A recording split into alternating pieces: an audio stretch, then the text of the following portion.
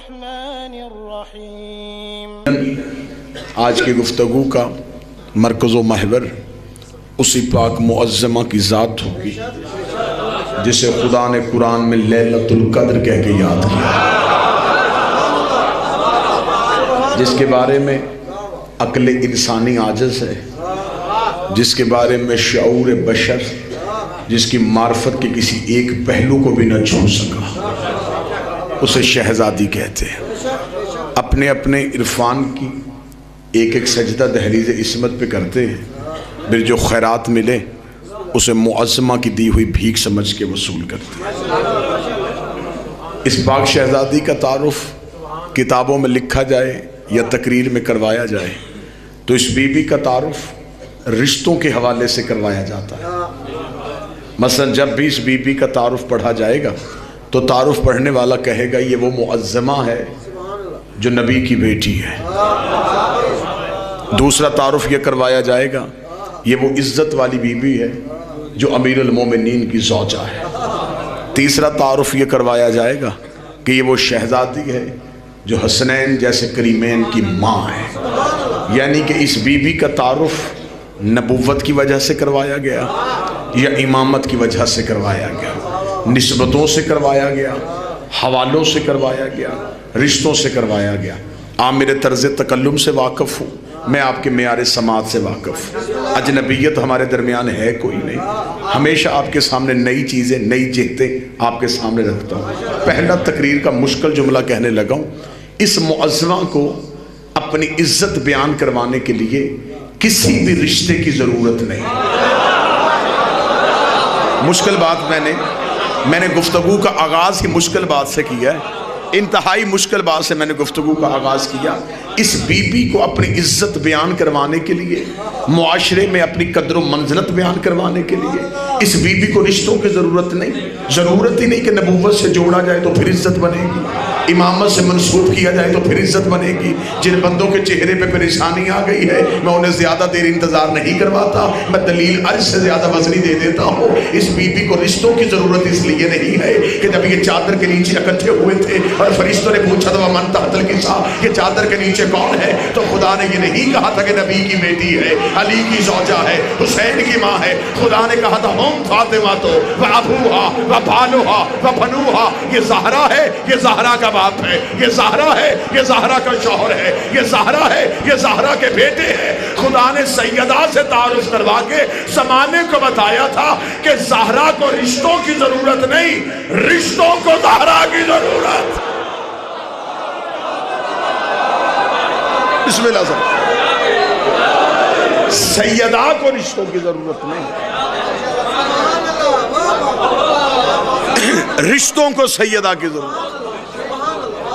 چگلے میں اگلی سطر کہتا نبوت کی عزت اس بات میں ہے کہ زہرا اس کی بیٹی ہے، علی کی منزلت اس بات میں چھپی ہے کہ بطول اس کے گھر بیٹھی۔ مرکز عصمت ہے شہزادی، مرکز طہارت ہے شہزادی، اس گھر کا مرکز یہ پاک بی بی، یہ پہلی بیٹی ہے جو باپ کی پہچان بنی اور باپ کی ماں کہلوائی ہے زمانہ۔ مرکز یہ شہزادی ہے۔ میرے مالک جب تو نے فرشتوں کو تعارف کروایا تھا کہ سیدہ ہے، میرے مالک چادر کے نیچے تو 4 عزت والے مرد بھی بیٹھے تھے، اور یہ چاروں مرد عام نہیں تھے، اپنے اپنے سردار تھے۔ ایک نبیوں کا سردار تھا، ایک ولیوں کا سردار تھا، تو جنت کے سردار تھے۔ اتنے سرداروں کے ہوتے ہوئے تو نے معظمہ کا نام کیوں لیا، تو نے مستور کا نام کیوں لیا؟ جب سردار چادر کے نیچے موجود تھے تو کیا تیرے فرشتے ان سرداروں کو نہیں جانتے؟ تو تعارف نبی کا نام دے کے کروا دیتا۔ فرمایا مشیت کی نگاہیں حال کی آئینے میں مستقبل کے گندے مولوی دیکھ رہی تھی۔ خدا جانتا تھا کل کو دنیا نے کہنا ہے کہ محمد کی اور بھی بیٹیاں تھیں، محمد کی اور بھی بیٹیاں تھیں. اگر میں کہہ دیتا محمد ہے اور محمد کی بیٹی ہے، کل کو مولوی کہہ دیتا کہ بیٹی تھی لیکن فاطمہ نہیں تھی، بیٹی تھی لیکن زہرا نہیں تھی. میں نے ان کی زبانیں ہی توڑ دی ہے. فاطمہ تو ابوہا، ایک زہرا ہے، ایک زہرا کا باپ.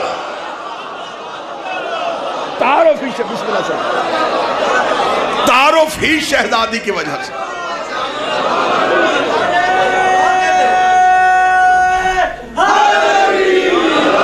گفتگو کا مرکز ہی پاک بی بی کو،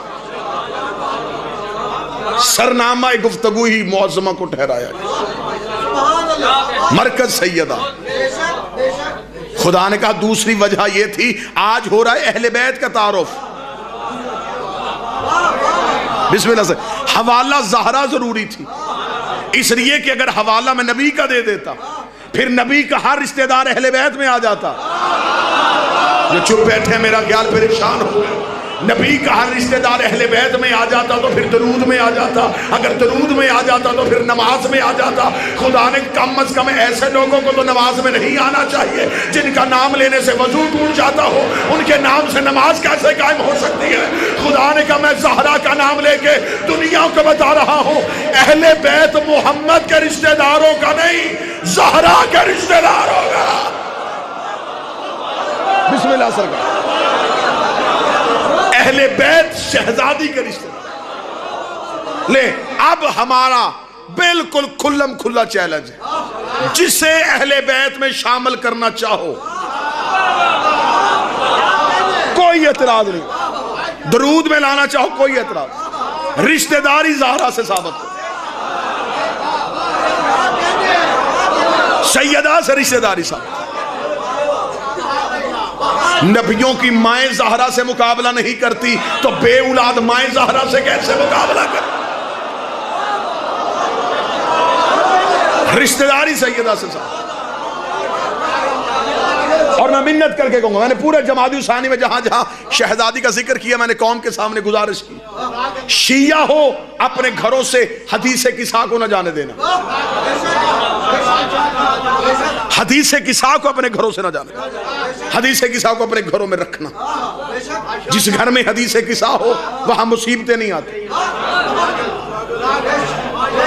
صرف رکھنا ہی نہ، اسے پڑھنا.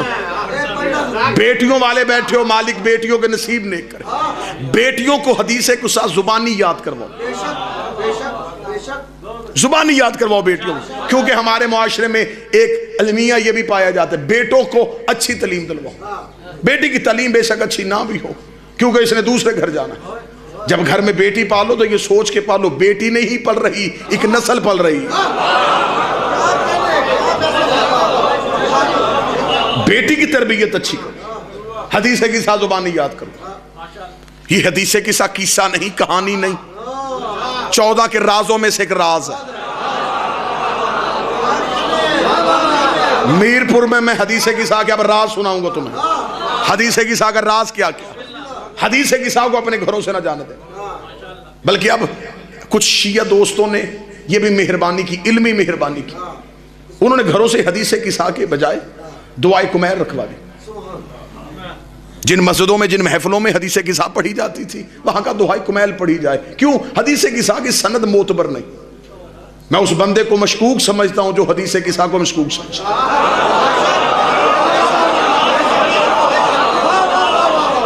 پڑھے لکھے ذمہ دار چہرے میرے سامنے تشریف فرما. حدیث قصہ بغیر دلیل کے گفتگو کرنے کا میں عادی نہیں. حدیث قصہ اور دعائے کمیل کا کبھی بھی آپس میں موازنہ کرنا. حدیث قصہ اور ہے، دعائے کمیل اور. میں دعائے کمیل کا منکر نہیں، دعائے کمیل سے انکار نہیں کر رہا، لیکن منبر آل محمد سے کہہ رہا ہوں ایک جملہ میں کہوں گا جو بندہ اردو سمجھ سکتا ہے اور اردو ادب سے واقف ہے وہ جملے کی قدر ضرور کرے گا. دعائے کمیل علی کی تعلیمات ہیں، علی کے حالات نہیں. جس بندے نے پڑھی ہے دعائے کمیل وہ بندہ میرے ساتھ بولے گا دعائے کمیل میں علی نے بتایا ہے گناہگار کو اللہ سے گفتگو کرنے کا طریقہ. جب کمیل نے بتایا تھا کہ میرے مولا ہمیں بتا کہ اگر کوئی بندہ گناہوں میں ڈوب جائے اور اللہ کی بارگاہ میں ڈرتا ہوا نہ جاتا ہو تو اس کے پاس کیا طریقہ ہے, فرمایا ان لفظوں سے اسے یاد کیا کرو, وہ راضی ہو جائے گا. میر پور میں جملے کی قدر کرنا, اس سے بڑا فرق میں نہیں بتا سکتا. حدیث قصہ اور دعائے کمیل میں یہی فرق ہے.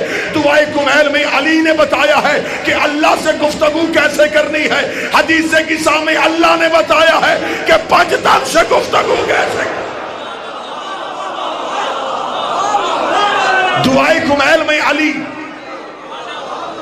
اس سے آسان جملہ نہیں پڑھ سکتا. دعائے کمیل میں علی نے اس تک جانے کا رستہ بتایا.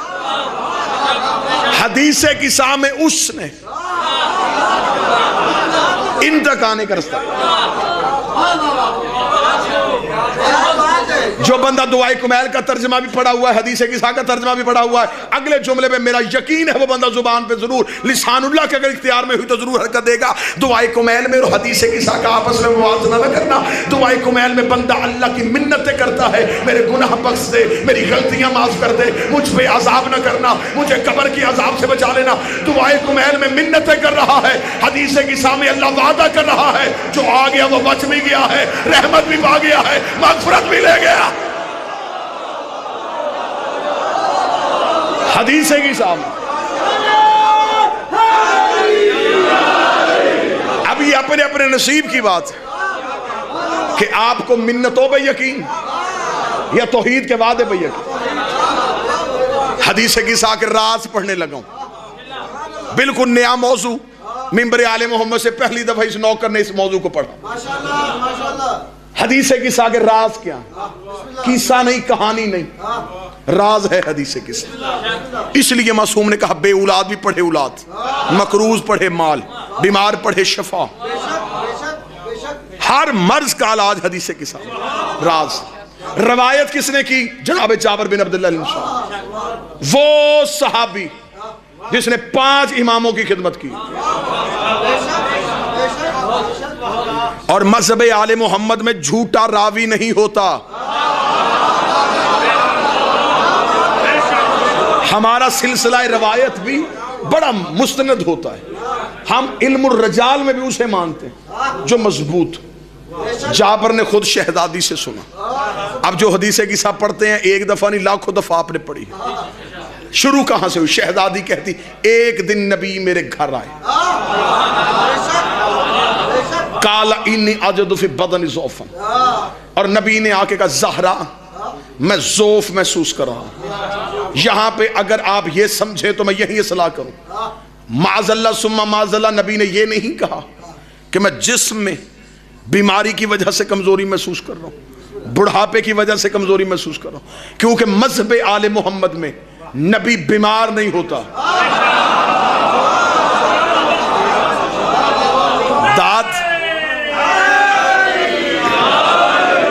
داد نہ دیجئے گا, تائید ضرور کیجئے گا. دلیل اچھی لگے تو تائید ضرور کیجئے گا. مذہب آل محمد میں نبی بیمار نہیں ہوتا. بیماری ہوتی ہے جسم پہ کنٹرول نہ رہنا, کسی چیز کا بڑھ جانا, کسی کا کم ہو جانا, اعتدال نہ رہنا, یہ بیماری ہے. جس کا جسم پہ کنٹرول نہ ہو وہ کائنات پہ کنٹرول نہیں کر سکتا. جس کا بدن پہ کنٹرول نہ ہو وہ کائنات کا وارث نہیں. دوسری دلیل دے دیتا ہوں, بیماری نقص ہے, معصوم میں ہوتا نہیں. جنہوں نے نبی کو غیر معصوم سمجھا 40 سال تک کے لیے, انہوں نے سینے کا آپریشن بھی کروایا, انہوں نے بخار میں ہذیان بھی کہا. مذہب آل محمد میں نبوت بیمار نہیں ہوتی. پہلی بات یہ تھی. اب نبی نے جو جملہ آ کے کہا اب میری قوم کا مجمع میرا جوان مجھ سے بولے اور پوچھے کہ میرے نبی نے کیا کہا. نبی نے آ کے یہ نہیں کہا کہ زہرا میں اپنے جسم میں بیماری کی وجہ سے ضعف محسوس کر رہا ہوں. نبی نے فرمایا زہرا نبوت کمزوری محسوس کر رہی ہے, نبوت کمزوری محسوس کر رہی ہے. اتنا کہنا تھا, پھر نبی نے علاج بھی خود بتایا. ایتینی بالکسائل یمان, مجھے اپنی چادر دے. ہائے ہائے ہائے, نبی نے کیا کہا؟ مجھے اپنی چادر اڑا. چلے میں یہاں پہ رک کے ایک جملے, اس پہ ایک مثال دے دیتا ہوں. میں اپنی جیب سے رومال نکالوں, پسینہ صاف کروں, اپنی جیب میں رکھ کے کہوں قبلہ مجھے رومال دیجئے گا, آپ پوچھیں نہ, سوچیں گے ضرور کہ جب اس کے پاس اپنا تھا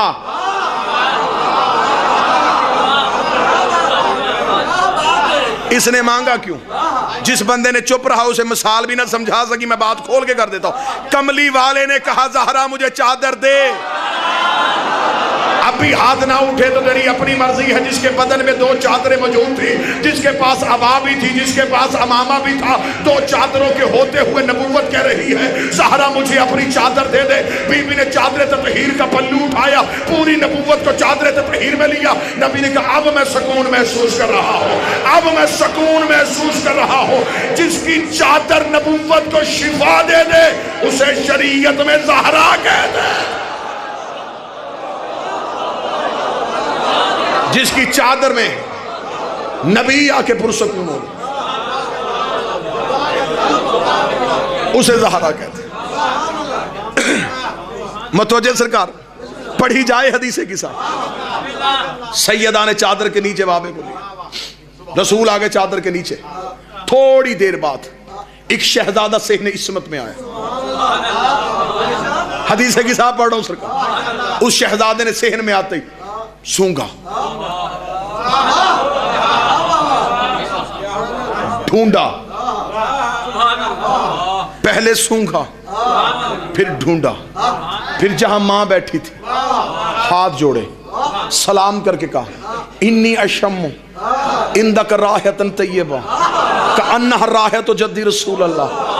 اما کہیں سے نانے کی خوشبو آ رہی ہے. کیا کہنے میرے مجمع کے میارے سماعت کے, اماں مجھے نانا کی خوشبو آ رہی ہے. بی بی نے کہا چادر کے نیچے ہے نانا. حسن نے سیدہ سے پوچھا, بی بی نے بتایا وہاں ہے نانا. کیا کہا مجھے کیسے پتا چلا؟ خوشبو سے. نبوت جب بھی پہچانی جائے خوشبو سے پہچانی جاتی ہے. یہی وجہ تھی کہ ہجرت کی رات بستر پہ علی سلایا. تھک گئے ہو تو میں چھوڑ دوں یہیں پہ. ہجرت کی رات بستر پہ علی سلانے کے راز یہ تھا, نبی کے جسم سے آتی تھی خوشبو. چاہیے تھا وہ جس کی خوشبو نبوت سے ملتی. اسی لیے تو ساری رات مکے کے کافر پریشان رہے کہ وہاں سے بھی خوشبو آ رہی ہے, یہاں سے بھی خوشبو آ رہی ہے. امامت کی خوشبو نبوت کے ساتھ ملتی. بلکہ یہاں پہ میں اپنی اہل سنت کتاب برادران کی ایک کتاب کا حوالہ ضرور دوں.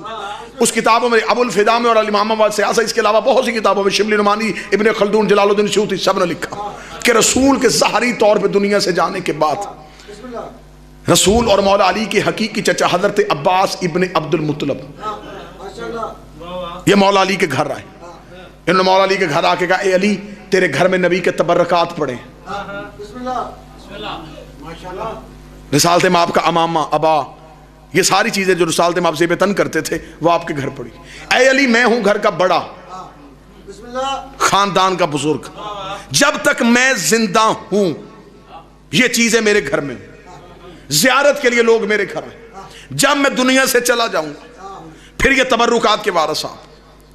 مولا امیر المومنین نے کوئی بحث نہیں کی, فرمایا بیٹھیے. جناب عباس ابن عبد المطلب بیٹھے, کتابیں کہتی مولا علی اندر گئے, تبرکات والا صندوق کھولا. جہاں پہ جناب عباس ابن عبد المطلب بیٹھے تھے ان کا امامہ اتارا, نبی کا امامہ ان کے سر پہ رکھا, نبی کی عبا ان کے جسم پہ دی, نبی کی چادر ان کے دوش پہ دی, نبی کا عصا ان کے ہاتھ پہ دیا, نبی کی نالین ان کے آگے رکھے. چچا عباس اٹھئے.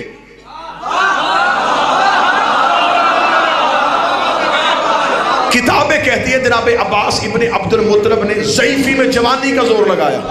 جناب عباس ابن عبد المطلب اپنی جگہ سے ہل نہ سکے, فرمایا کیا رکھ دیا علی تو نے میرے اوپر اتنا وزن رکھ دیا ہے, مجھ سے اپنی جگہ سے ہلا بھی نہیں جا رہا. یا مولا امیر المومنین مسکرا حسن میرے قریب آ. بچپن کا حسن قریب آیا, علی نے وہی امامہ حسن کے سر پہ رکھا, وہی عبا حسن کے دوش پہ پہنائی, وہی چادر حسن کے کاندھے پہ رکھی. حسن نے صحن عصمت میں چلنا شروع کیا. آواز آئی زہرا ذرا حسین کو باہر بھیج. بچپن کا حسین صحن میں آیا, وہی امامہ حسین کے سر پہ رکھا, وہی عبا حسین کے جسم پہ پہنائی. حسین نے چلنا شروع کیا. علی نے وہی امامہ اپنے سر پہ رکھا, وہی عبا اپنے دوش پہ ڈالی, علی نے چلنا شروع کیا. جناب عباس ابن عبد المطلب اٹھ کے چلنے لگے. امیر المومنین نے فرمایا چچا عباس تبرکات کیوں نہیں لے کے جا رہے؟ فرمایا اس بات پہ پریشان نہیں ہو, یہ وزن میں نے نہیں اٹھایا, تیرے بیٹوں نے کیسے اٹھا لیا. پریشان اس بات پہ ہو جیسے ابا تجھے پوری آئی ویسے ہی حسن کو پوری آئی, ویسے ہی حسین کو پوری آئی. فرمایا چچا عباس یاد رکھنا یہ نبوت کا بوجھ ہے, امامت کے علاوہ کوئی اٹھائے رہے. بولو سارے ہاتھ اٹھا کے حیدری, یہ نبوت کا بوجھ امامت کے علاوہ کوئی نہیں اٹھا سکتا. یہی وجہ تھی فتح مکہ پہ علی کاندھے پہ آئے. قد کا چکر نہیں تھا, نبوت امامت سے متصل ہو رہی. خیر یہ لمبا موضوع, ادھر چل پڑا تو پھر ادھر ہی چلے جائیں گے. واپس آتے, اماں مجھے نانا کی خوشبو آ رہی. فرمایا وہ چادر کے نیچے ہے نانا. حسن آئے, اجازت ہے میں چادر کے نیچے آ جاؤں؟ ایک لمحے کے لیے میں تھوڑا سا بھی ترجمے میں ہیر پھیر کروں نا, اٹھ کے ٹوکنا ضرور. اجازت ہے میں چادر کے نیچے آ جاؤں؟ رسول نے اجازت دی, حسن چادر کے نیچے آ. تھوڑی دیر بعد دوسرا شہزادہ, سوال پھر وہی دہرائے گا. اما خوشبو آ رہی ہے. فرمایا چادر کے نیچے نانا بھی ہے, بھائی بھی ہے. حسین آئے, اجازت مانگی. سیدہ کی چادر کے نیچے حسین آئے. امیر المومنین علی آ گئے.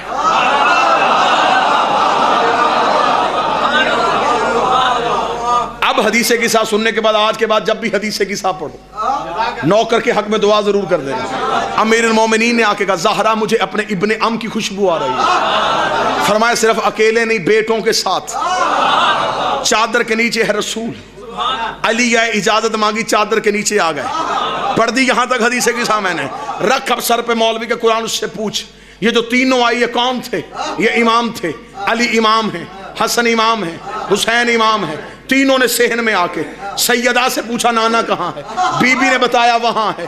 یہ تینوں اماموں نے آ کے زہرا سے پوچھا, تینوں نے آ کے سیدہ سے پوچھا, تینوں نے آ کے سیدہ سے پوچھا.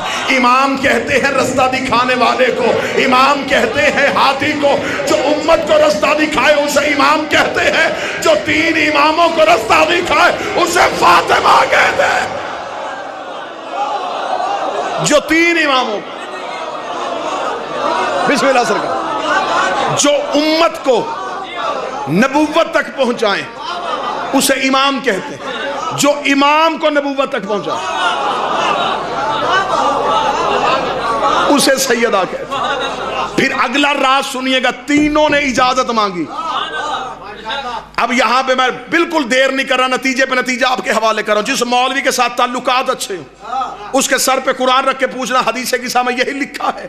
حسن نے اجازت مانگی تو چادر کے نیچے گئے, حسین نے اجازت مانگی تو چادر کے نیچے گئے, علی نے اجازت مانگی تو چادر کے نیچے گئے. پھر اس مولوی کے سامنے ہاتھ جوڑ کے پوچھنا یہ وہی حسین نہیں ہے جب مسجد نبوی میں نبی سجدے میں تھا یہ پشت پہ آ کے بیٹھ گیا, اس نے اللہ کی نماز میں اجازت نہیں مانگی تھی, اس نے نہیں کہا تھا کہ نانا اجازت ہے میں تیری پشت پہ آ جاؤں. نماز میں پوچھ کے نہیں جاتا, چادر میں پوچھ کے کیوں آ رہا ہے؟ کسی بندے کا کلیجہ ہل جائے تو میں ضامن نہیں.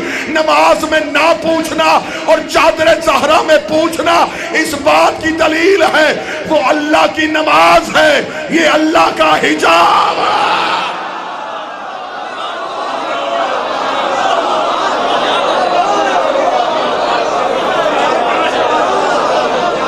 ماں کی چادر میں نہیں, کسی شریعت میں نہیں ہے کہ بیٹا ماں کی چادر میں اجازت مانگے. ماں کی چادر سمجھ کے نہیں, توحید کا حجاب سمجھ, کیونکہ یہ اسی کے حجاب کا راز ہے. معراج میں خود رسول نے بھی پوچھا تھا اجازت ہے, فرمایا رک جا. حجاب توحید. اب سیدہ آئیں, چادر کے نیچے آ گئی زہرا. جب تک سیدہ نہیں آئیں فرشتوں نے نہیں پوچھا کہ کون ہے.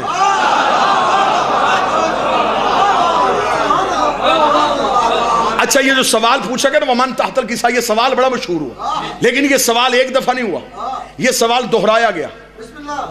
اس سے پہلے یہ سوال بالکل انہی لفظوں کے ساتھ ہو چکا تھا جب خلقت آدم ہو رہی تھی۔ خدا نے کہا میں خلافت دینے لگا ہوں، میرے پاس جو میرا سب سے بڑا عہدہ ہے میں وہ عہدے کا اعلان کرنے لگا۔ فرشتوں نے کہا ہم بھی آئیں گے، ہمیں بنا خلیفہ۔ خدا نے کہا اچھا تم بھی خلیفہ بننا چاہتے ہو؟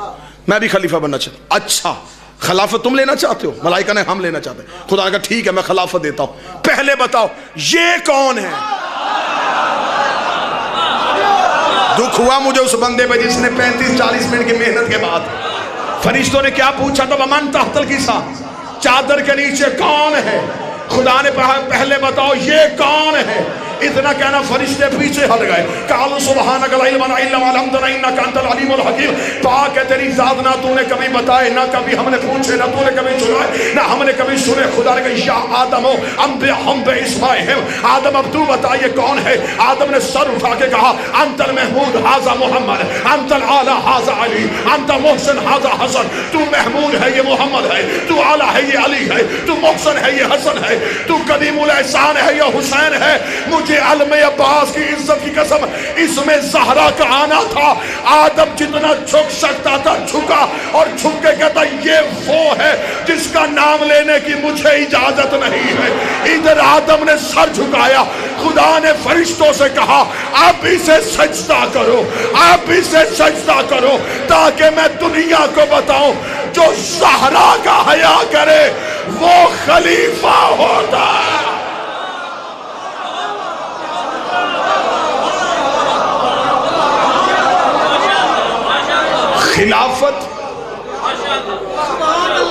خلافت کے نہیں تھے، عزت زہرا۔ جذبات پہ قابو رکھیے گا، اور میں آپ کو حدیث کی حساب سے وہاں خدا نے پوچھا تھا یہ کون ہے، اب سوال دہرایا گیا۔ اب فرشتوں نے کہا اب بتا یہ کون ہے؟ اب یہ کون ہے چادر کے؟ کیونکہ وہاں علیحدہ علیحدہ کر کے کوئی بھی نہیں دیکھ سکتا۔ وہاں آدم تھا جس نے کہا وہ محمد ہے۔ جب یہ چادر کے نیچے اکٹھے ہو کے آ گئے، یہاں میں نوجوانوں کے لیے ایک مثال دیا کرتا ہوں تاکہ انہیں یہ بات یاد رکھیں۔ آپ اندھیرے میں جا رہے ہو، سامنے سے تیز لائٹ آپ کی آنکھوں میں پڑے، آپ کی آنکھیں چندھیا جاتی، آپ آنکھوں پہ ہاتھ رکھ کے کون ہے؟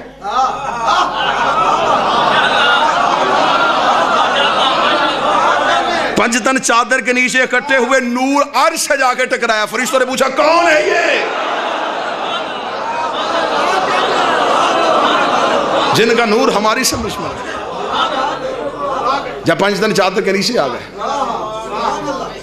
فلما اکتملنا جميعا تحت الكساء اخذ برسول الله بطرف الكساء وقام بيده اليمنى الى السماء قال اللهم انا ہؤلاء اہل بیتی، میرے اللہ یہ ہیں میری اہل بیت، وخاصتی وحامتی، یہ میرے خاص ہیں، یہ ہیں میرے۔ دو ادھر تھے، دو ادھر، نبوت نے یوں آغوش میں لیا، یہ میرے ہیں۔ اب میرا بادشاہ حسین مجھے اتنی طاقت دے دے جتنے بندے بیٹھے جسم ان کے یہاں ہوں، روحوں کو یا نجف لے جا یا حسین کے کربلا ذری پہ لے جا، یوں چاروں کو لپیٹ کے نبی نے فرمایا یہ میرے ہیں، یہ میرے ہیں، یہ میرے ہیں۔ خواجہ خدائی کیا یہ تیرے ہیں؟ یاد رکھنا انی خلقت السماء مبنیہ ولا ارض مدحیہ ولا قمرا منیرا ولا شمسا وضحیہ۔ تو کہہ رہے یہ تیرے ہیں، یہ نہ ہوتے نہ میں زمین بناتا، نہ آسمان بناتا، نہ سورج بناتا۔ تو کہہ رہا تیرے، تجھے میں نے دیے ان کی وجہ سے، یہ جو زمین ہے نا ان کی وجہ سے، یہ جو سورج طلوع ہوتا ہے نا ان سے پوچھ کے ہوتا ہے، یہ جو چاند میں روشنی ہے نا ان کی وجہ سے، یہ جو ہوائیں چل رہی ہیں نا، ان کی وجہ سے صرف میں اللہ ہوں،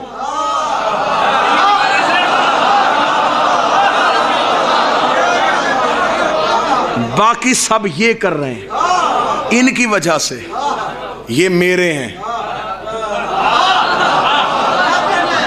نبی کہہ رہا تھا میرے ہیں، خدا کہہ رہا میرے ہیں۔ نبی کہتا یہ میرے خاص ہیں، خدا کہتا ان کے لیے تو میں نے سب بنایا ہے۔ نبی کہہ رہا میرا خون ہے، خدا کہہ رہا یہ تو میرا ظہور ہے۔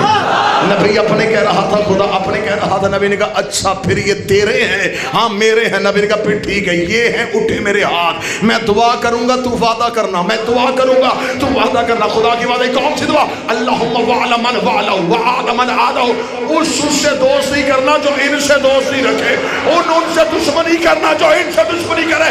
آواز آئی تو نے دعا کر دی، میں نے وعدہ کر لیا، اب میں سجدوں سے راضی نہیں ہوں گا، میں ان کی رضا سے راضی ہوں گا۔ اب پتہ چلا رضی اللہ نمازیں پڑھنے سے نہیں ہوتا، بطول کو راضی کرنے سے۔ اس سے دوستی کرنا جو ان سے دوستی کرے، بس دوستی کا نام آنا تھا۔ خدا نے کہا تو نے کہا میں اس سے دوستی کروں گا جو ان سے دوستی کریں گے۔ جہاں میرا وعدہ ہے، جہاں بیٹھ کے ان کے شیعہ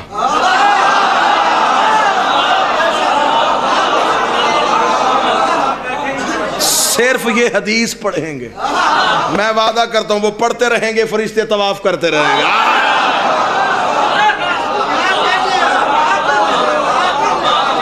تب تک ملائکہ دعا کرتے رہیں گے جب تک وہ اٹھیں گے۔ ملائکہ حیا اس کا کرتے ہیں جو زہرا کا حیا ہے۔ شیعہ اپنے منصب کو پہچانے۔ مولا حسین کی عزت کی قسم، کتنے خوش نصیب تم لوگ، تمہارے دل میں اس معظمہ کی محبت ہے جس کی نام لینے کی نبیوں کو اجازت نہیں۔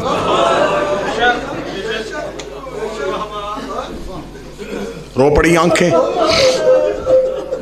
بے ساختہ چیخیں بلند ہو گئے۔ یہ ہے شیعہ کی نشانی۔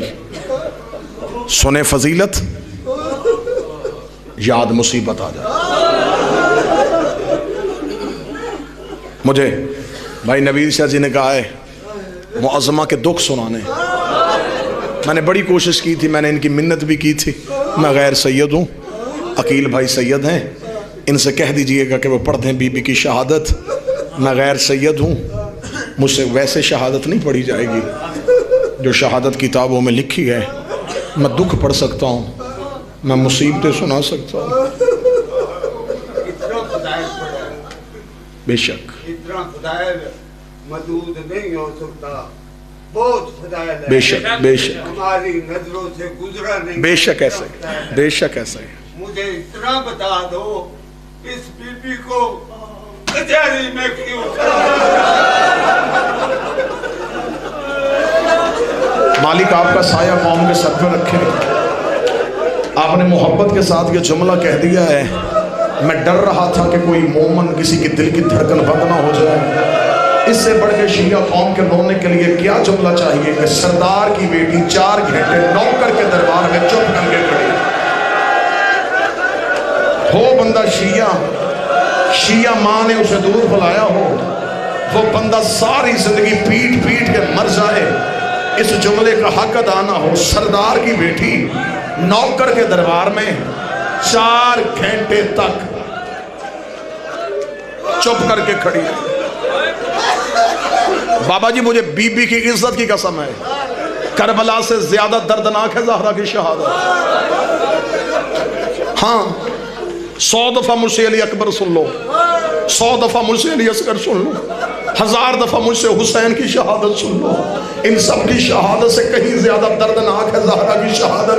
اب کوئی سید بیٹھا ہو تو میں ہاتھ مانگ کے کنیز کا بیٹا سو کے معافی مانگ کے جملہ پڑھنے لگا ہوں۔ کربلا میں اور زہرا کی شہادت میں کتنا فرق ہے۔ کربلا میں انہوں نے ماؤں کے سامنے بیٹوں کو مارا ہے، 3 جمادی ثانی انہوں نے بیٹوں کے سامنے ماں کو مارا ہے۔ بیٹے دیکھتے رہے، ماں کبھی دروازے کے پیچھے کبھی دیوار کے پیچھے رو رو کے کہتی رہی حسنین ماں زخمی ہو گئے.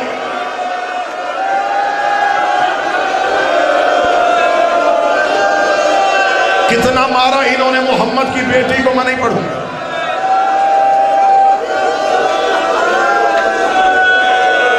برداشت کر سکو اب برداشت کرنا, برداشت سے باہر ہو جائے مجھے اشارہ کر دینا, میں بندے مارنے نہیں آیا. نا حسین کی عزت قسم, صرف پرسہ دینے آیا ہوں, پرسہ لینے آیا ہوں. جہاں برداشت سے باہر ہو مجھے اشارہ کرنا, میں ممبر چھوڑ دوں گا. کتنی دردناک ہے زہرا کی شہادت. 4 گھنٹے تک نوکر کے دربار میں چپ کر کے کھڑی رہی. جب تھک گئی ہے رو کے کہتی چچا سلمان اس سے کہہ میں اتنی کھڑے رہنے کی عادی نہیں.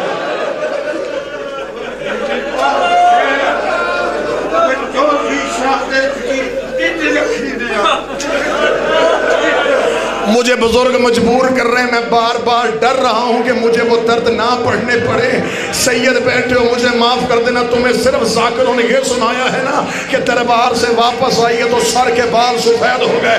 یہ ہے میرا ہاتھ علم عباس پہ, میں عباس کو موجود سمجھ کے جملہ کہہ رہا ہوں. مجھے غازی صدر معاف نہ کرے. جب زہرا گھر کے اندر واپس آئی ہے, بی بی کا دائیں ہاتھ بی بی کے کان پہ تھا. زینب نے رو کے کہا اماں تجھے حق نہیں ملا, اماں تیرا ہاتھ کان پہ کیوں ہے؟ زہرا نے ہاتھ اٹھایا, کان سے خون کے قطرے گرے. شام والی زینب نے سر سے چادر اتاری, رو کے کہا ہے اماں تجھے دربار میں کسی نے مارا؟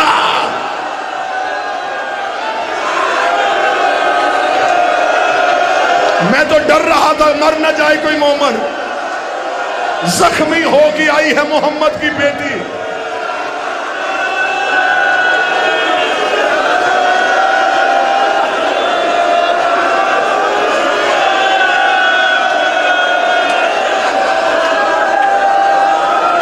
گھر میں بیٹھی تھی محمد کی بیٹی, بے غیرت مسلمان, ڈھیر ساری لکڑیاں, 36 بدماش, ہاتھوں میں 5 تازیانے. محمد کی بیٹی کے دروازے پہ آ گئے. ڈر ڈر کے پڑھوں گا.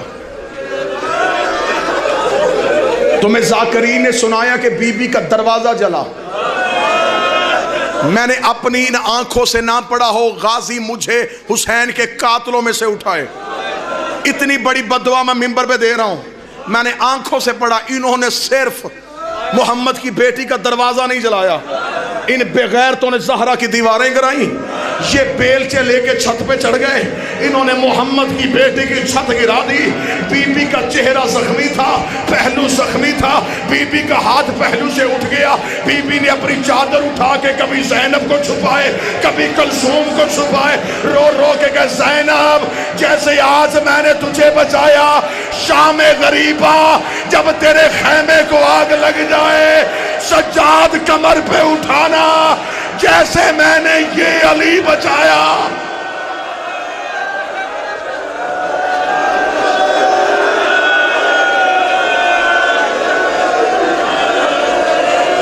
کیا پڑھوں, کون سی شہادت پڑھوں؟ نہیں پڑھتا. نہ دروازہ پڑھوں گا, نہ پہلو پڑھوں گا. درد سناؤں؟ وہ درد سنا دیتا ہوں جو ممبر سے نہیں پڑھے جاتے. آدھی رات کو علی نے جنازہ اٹھایا, سنا ہے, سب نے سنا ہے. آدھی رات کو علی نے جنازہ اٹھایا. بار بار میں ممبر پہ قسم نہیں کھاؤں گا, مجھے اس بی بی کی عزت گواہ ہے. میرا بار میں دیکھ بھی رہا, سن بھی رہا. کسی بھی عالم دین کو ہو سید, اسے جا کے پوچھنا مجبوری کیا تھی, آدھی رات تک جنازہ کیوں رکھ کے گھر میں بیٹھا رہا؟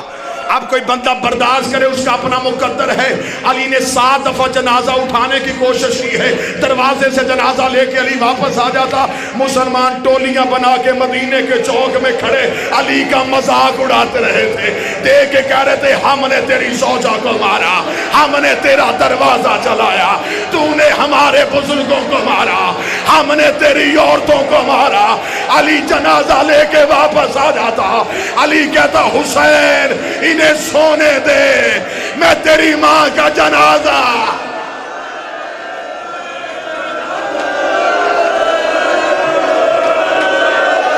کوئی کم ظلم ہوا مدینے میں؟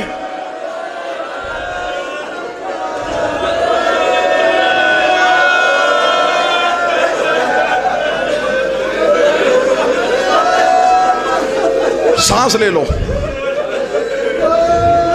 تدفین کے بعد جب علی نے سیدہ کو دفنا دیا نا, تدفین کے بعد علی بیٹوں کو لے کے گھر آ رہے تھے. حسن رو رہا ہے, حسین چیخ رہا ہے, علی بیٹوں کو یوں چھپا کے آ رہا ہے. گلی کا موڑ آیا, حسن نے بابے کی ابا میں ہاتھ ڈالا, ڈال کے کہا بابا واپس آ, بابا ہم نے اس گلی سے نہیں گزرنا. اب سید بیٹے مجھے جملہ معاف کر دینا. علی کی آواز آئی حسن یہاں سے کیوں نہیں گزرنا؟ حسن رو کے کہتا بابا سامنے وہ بندہ کھڑا جس نے میری ماں کو مارا ہے. بابا میں دیکھ رہا تھا, اس کے ہاتھ میں تعزیہ نہ تھا. بابا میری ماں دروازے کے نیچے تھی, بابا اس نے میری ماں کو مارا.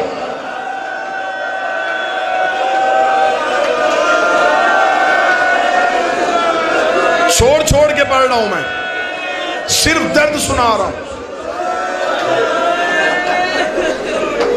جتنی دیر زندہ رہی صرف اتنی دیر غربت نہیں رہی. میں دعا کروں گا آمین ضرور کہنا. میرا اللہ اولاد چھوٹی ہو, ماں باپ کا سایہ سلامت رہے. اللہ نہ کرے, اللہ نہ کرے اولاد ہو چھوٹی, باپ مر جائے, ماں اولاد پال لیتی ہے. اللہ نہ کرے اولاد چھوٹی ہو, ماں مر جائے, باپ سے اولاد نہیں پالی جاتی, پھر رشتہ دار عورتیں آ جاتی ہیں. کوئی کہتی ہے یہ بیٹی مجھ سے دے دے, کوئی کہتی ہے یہ بیٹا مجھے دے دے, میں جوان کر کے تجھے دے دوں گی. تو باپ ہے, تجھ سے اولاد پالنی نہیں جانی. اب میں نے چھوڑ دیا سارا مضمون, صرف آخری سطر پڑھوں گا. سینہ پیارا نہ کرنا, اتنا ماتم کر لینا کہ 12واں پردے میں راضی ہو کے چلا جائے. جب زہرا کو دفنانے کے بعد علی نے تہجد کی نماز کے لیے مصلی بچھایا. علی مصلی پہ آیا, یا فضا کی آواز آئی یا علی اجڑ گئے. علی کی آواز آئی فضا اب کیا ہوا ہے؟ فضا کی آواز آئی یا علی ذرا چراغ روشن کر. علی نے چراغ روشن کیا. فضا کی آواز آئی وہ مٹی پہ تیری زینب سو رہی ہے, وہ تیری کلثوم سو رہی ہے, وہ دروازے پہ تیرا حسن سو رہا ہے. علی نے اپنی اولاد کو دیکھا. فضا کی آواز آئی تیری غربت کی قسم, میں نے پورا گھر تلاش کر لیا, مجھے حسین نظر نہیں آ رہا, مجھے حسین نہیں مل رہا. اب ماتم کرنا جو ماتم کرنے آئے ہو. علی نے چراغ لیا, علی کا امامہ اتر گیا. علی مدینے کی گلیوں میں حسین کو ڈھونڈ رہے تھے. آواز آئی حسین کہاں ہے, حسین کہاں ہے.